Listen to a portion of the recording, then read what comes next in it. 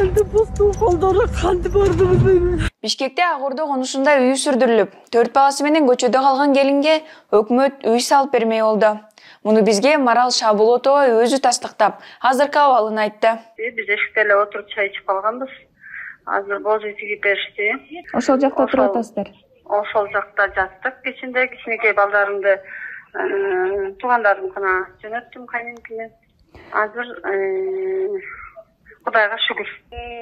Ар бир бардык жерден келип, болгон колдорунан келген жардамдарын берип атышат. Эл журт берип атат жардамын. Кала акыбалды сурап, бардык өкмөттөр келип атышат.